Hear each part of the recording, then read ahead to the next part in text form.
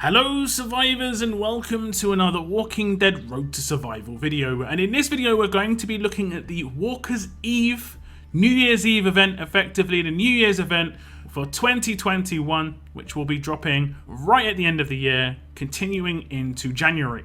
It does look like we are going to have these 2021 glasses like we had last year with the 2020 glasses, and I do also think we had champagne bottles there as well. Reading through the intro, it says, Walker's Eve, let's face it, this year seems to have dragged on slower than a horde of old walkers to help welcome in the new year, which hopefully will bring better fortune than the one currently slipping through the back door. A new event is coming where you'll be able to collect the most festive of collectibles, 2021 glasses and champagne bottles. And on a more serious and personal note, the entire TWD RTS team wants to take a moment to wish our entire community a very happy holiday season, with the most hopeful wishes for you and your loved ones for this upcoming year. We know it hasn't been an easy year for anyone, and we couldn't go without thanking you all for your passion and commitment towards the game we love and work on. It's been a year full of changes where we've all had to reinvent ourselves moving forward, and which you have helped make all the more worthwhile with your ideas, suggestions, feedback, and helping hold ourselves to a higher standard each day. And I will say,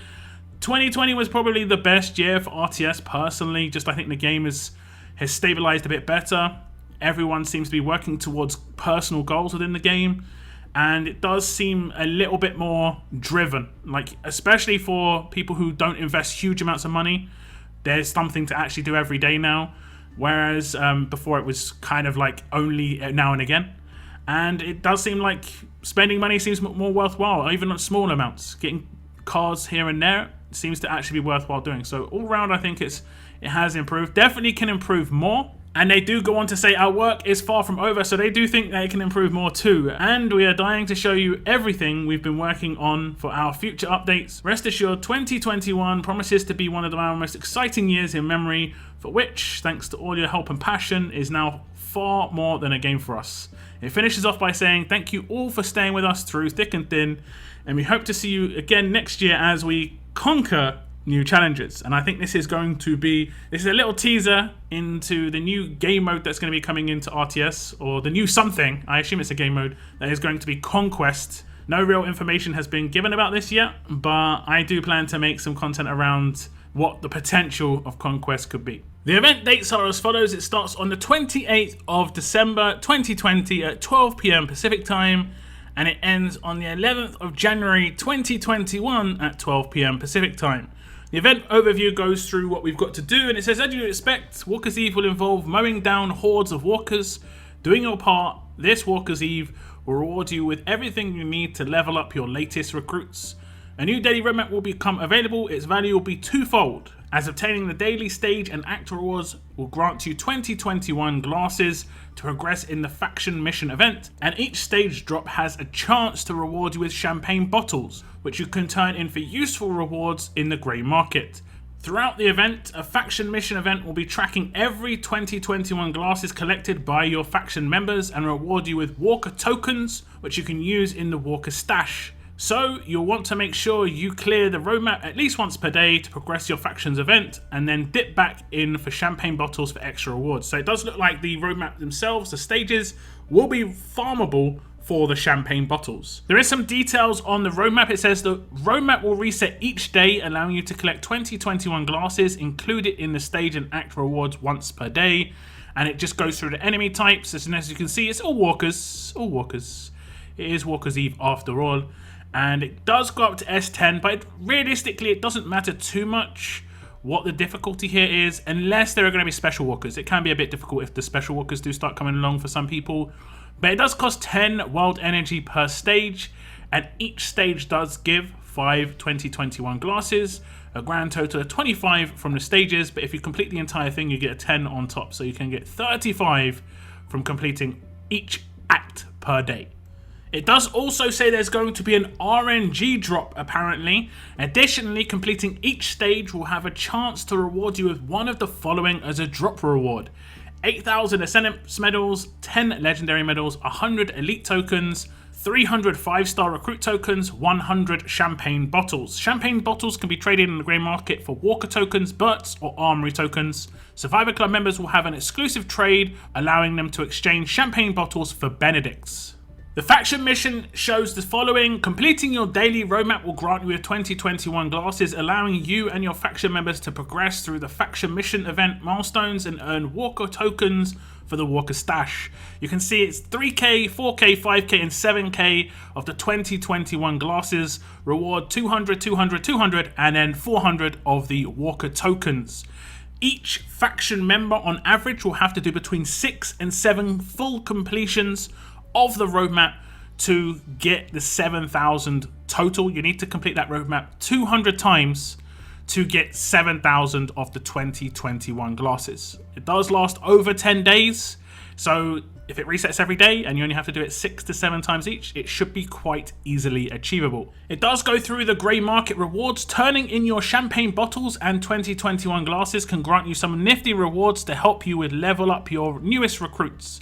100 Walker tokens, it costs 100 champagne bottles with a stock of 25, 5 Berts, 100 champagne bottles and a stock of 8. Remember, champagne bottles are farmable on the roadmap, so you can complete both of those fully if you farm enough champagne bottles. Then we have armory tokens again with the champagne bottles again.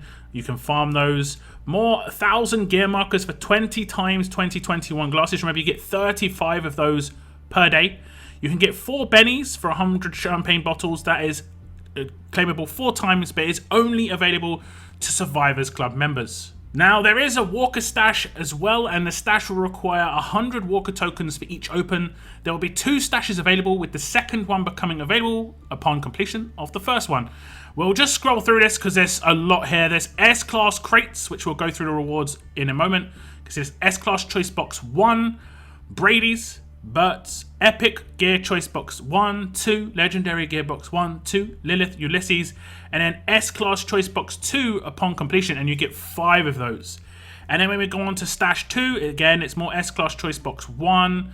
This time it's Bennies as the trainer. You can see it goes up to 30 Bennies, quite a lot of Bennies. The second stash does seem well worth just farming the tokens for. Basil's, Brady's, Bert's, Plat mods, armory tokens up to 25k, Varnish, Lilith, Ulysses, and then again, this time around, S-Class Choice Box 3, of which you get 25 for completion.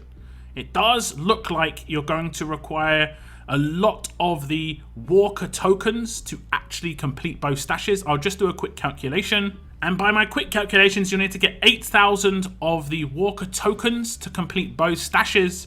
Via free-to-play from the faction missions and from farming the champagne bottles for the grey market hand-in, you can get 3,500. So the remaining 4,500 you'll have to purchase in the store if you want to complete the second stash. That does, however, mean you will complete the first stash as long as you farm enough of those champagne bottles, and you can get 5 extra pulls on the second stash and hopefully get lucky and get something you actually want. Now on to the rewards. S-Class card Choice Box 1 has 100 Andrea, Jobe, Beta or Alpha cards. And like I said, I think you can get like 10 of those in the first stash. You can also get 5 of S-Class card Choice Box 2 upon completion. And that is 500 Andrea, Jobe, Beta and Alpha cards. And then we have S-Class Choice Box 3, which you can get 25 of for completing the second stash.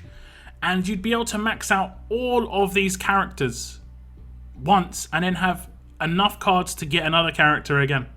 So that is very interesting. That's a lot of S-Class cards there. I'm not sure if it's meant to be 25 or actually meant to be 5. But it does say 25 in the stash for the event details. I guess we'll know 100% certain when it is dropped in-game.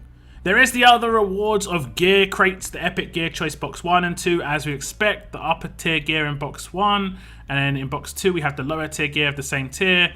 And like I said, Legendary, same sort of thing. GPS Canteen, higher tier gear in Crate 1, and then the Whetstone Double Holster, Hockey Mask, and Magazine Bandolier in Choice Box 2 is effectively the lower tier gear here. So there is a lot of rewards up for grabs in this event, and it is farmable as well. Some of those rewards are farmable, which is great. Ascendance medals, champagne bottles, so on and so forth. And you can get a lot of trainers, you can get a lot of gear, you can get a lot of S-Class cards. The S-Class cards that are up for grabs are going to be Andrea, Jobe, Beta, and Alpha. Which of those 4 characters have you got your eyes on? Me personally, it's definitely going to be Andrea. The fact that they're giving out the same amount of cards of Andrea as the other characters definitely picking her up 100%. If I have any leftovers, I might go towards Jobe in one of my regions and beat her in the other one. I'm not 100% certain, but I think Andrea is definitely #1 pick for me in both my regions. I've wanted her for quite a long time. I was a little disappointed when she was very expensive in the Battle Pass, but I'm happy that she's going to be quite good value in the 2021 Walker's Eve, New Year's Eve event. Do tell me what you think about this event, guys. That is going to be the end of my video. I want to thank you very much for tuning in. And as always, keep on surviving, guys. Keep on surviving.